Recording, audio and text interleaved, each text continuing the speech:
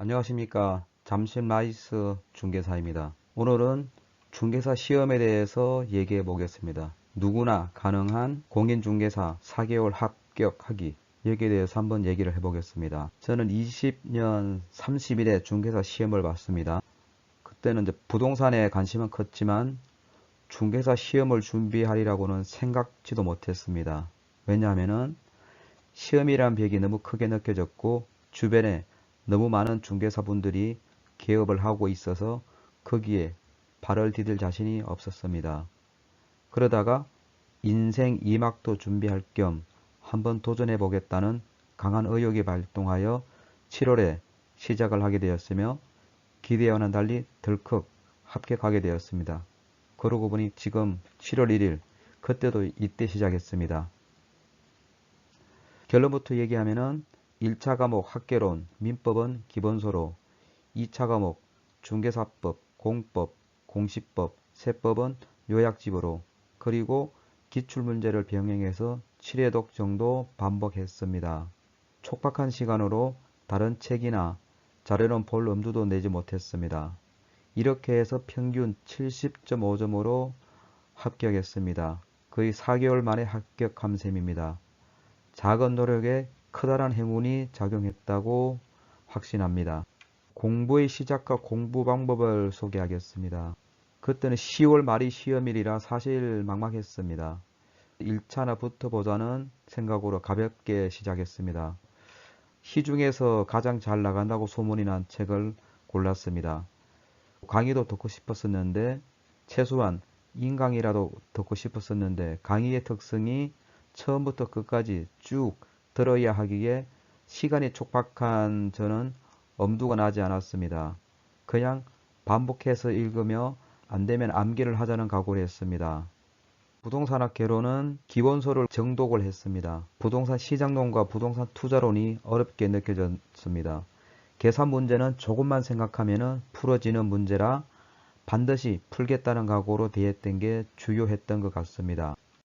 민법은 기본서로 체계를 잡고 내 생각으로 의외의 판례가 있는 경우에는 반복해서 암기를 했습니다. 민법은 이론보다는 판례 위주의 기출문제이다 보니 문제 방식에 적응하는 게 나을 듯 했습니다. 중개사법은 보기에는 평이한 과목인데 벌칙 등 제재 대상 기준 등이 기출문제에 나오는 것을 보고 나름대로 암기표를 만들어서 암기를 했습니다. 뒷부분 주임법, 상가임대차법, 명예신탁 등은 민법과 겹치는 내용이 있어서 복습하는 느낌으로 편하게 했습니다. 그런데 시험에서 중개사법이 정말 심하게 나왔습니다. 단순한 단답형 문제는 찾아볼 수 없고 긴 지문 위주여서 많이 긴장했었습니다. 공법은 정말로 어려운 과목이었습니다. 범위도 광대하고 관련 법들이 다 엇비슷하고 보고 나면 헷갈리고 정리가 되지 않았습니다. 마지막까지 속 썩인 과목입니다. 점수도 제일 형편없는 57.5점이었습니다. 다시 공부한다면 시간을 가지고 정리를 하든가 체계대로를 만들어서 하면 수월하지 않을까 생각합니다. 공시법은 개인적으로 제일 재미있었던 과목 같습니다. 느낌상 수학 공식처럼 딱딱 떨어지는 그런 기분이었습니다. 물론 성적과는 무관하지만 말입니다. 공간정보구축법과 부동산 등기법은 서로 영향을 주고받는 파트너라는 느낌, 이런 게 매력적이었습니다. 세법은 솔직히 시간을 제일 많이 할애했습니다. 비록 배점도 제일 낮지만 말입니다. 요약집의 내용을 다 이해하고 암기해야겠다는 방식이 잘못이었던 것 같습니다. 요약집에서는 가끔씩 나온 디테일한 문제들에 대해 반영해서인지 그것들을 공부할 때 어려움이 많았습니다. 그런데 실전에서는 그렇게 깊숙한 문제가 나오지 않아서 수월하게 풀었던 것 같습니다. 시험 당일날은 1교시를 문제를 받아보니 앞이 캄캄했습니다. 왜 이리 지문이 긴지 공부할 때 모의고사 같은 걸 테스트해보지 않아서 감이 오지 않았습니다. 기출문제 풀 때도 그냥 시간 제한 없이 편하게 문제 해결될 때까지 풀곤 했었습니다. 그러나 시험장에서 문제당 1분이니 지문이 길어서 다 읽어내는 것도 쉽지가 않았습니다.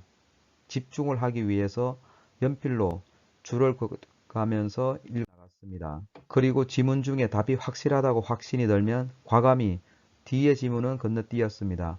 이렇게 하지 않고는 도저히 시간 내에 풀어낼 자신이 없었습니다.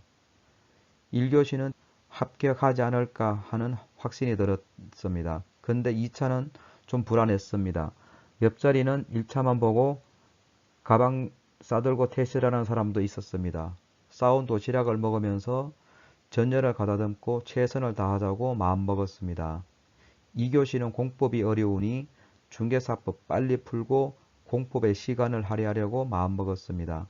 그러나 맹글 중개사법이 지문이 왜 이리 긴지 숨이 탁 막혔습니다. 일단 풀어제치고 공법을 보는데 이건 뭐 맞는 지문 같고 뭐가 뭔지 몰랐습니다. 불안했습니다.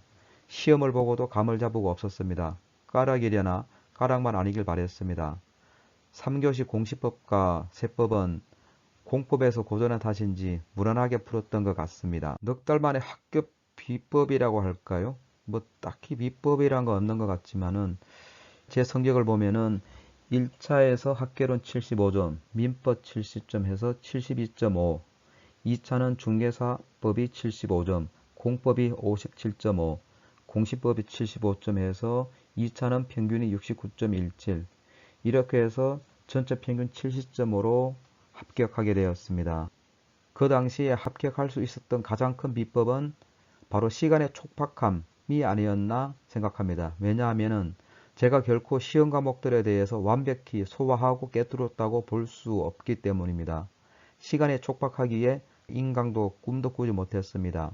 강의는 이해하기 쉽고 공부의 지름길을 알려주는 것은 알지만 7월부터 그 많은 강의를 다 듣기엔 시간이 너무 부족했습니다.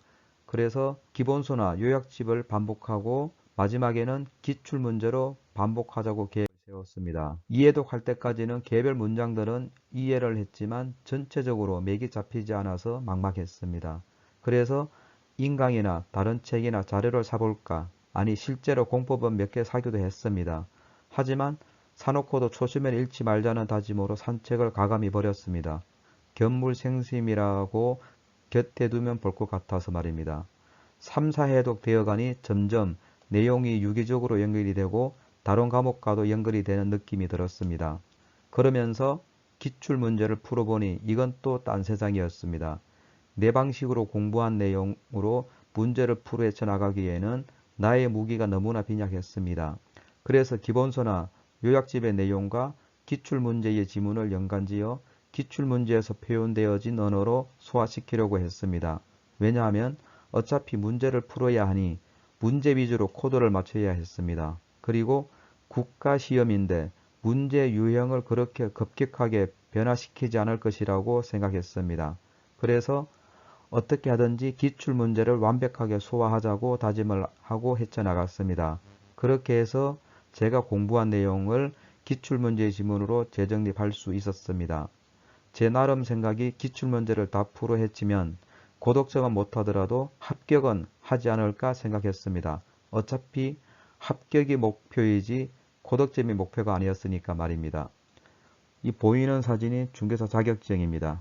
이때는 정말 뿌듯했습니다. 다시 공부한다면 기본서나 요약집, 이해독 정도로 하고 인강을 한번 들어보는 게 좋아 보입니다. 오프라인 강의는 코로나 탓도 있지만 학원을 오가는 것과 시간이 맞지 않으니 말입니다. 강사들은 쪽집게 같이 중요 부분 암기 요령을 가르쳐 준다고 하니 그런 걸 전수받는 것도 합격의 지름길이 아닌가 생각합니다. 나 혼자 암기 비법 만들고 하느라 고생한 거 생각하면 너무도 끔찍합니다. 그리고 기출문제만 풀 실력이면 충분히 합격할 수 있는 수준이라고 봅니다. 근데 시험장에서는 시간이 촉박하므로 모의고사나 문제를 구해서 시간을 정해놓고 테스트를 해서 시간 안에 풀어내는 훈련을 하는 게 도움이 된다고 생각합니다. 그런 훈련을 하면 실수를 줄일 수 있을 것입니다. 그때 30일의 기출문제지를 펼쳐보면 뭐뭐 틀린 것은 이란 문제에서 지문에서 옳은 것을 찍고 답으로 한 경우나 박스 문제에서 골라내는 것을 실수한 것이 있습니다. 이런 것은 반복적인 훈련으로 실수를 줄일 수 있으리라고 생각합니다. 이상 현재 공인중개사 시험을 준비하는 분들도 이런 실수를 하지 않도록 철저한 준비를 해서 모두 합격의 영광을 쟁취하기를 기대하겠습니다. 저도 됐는데 여러분들이 못 될 일 없잖아요. 합격하기를 기원하며 끝까지 시청해 주셔서 감사합니다.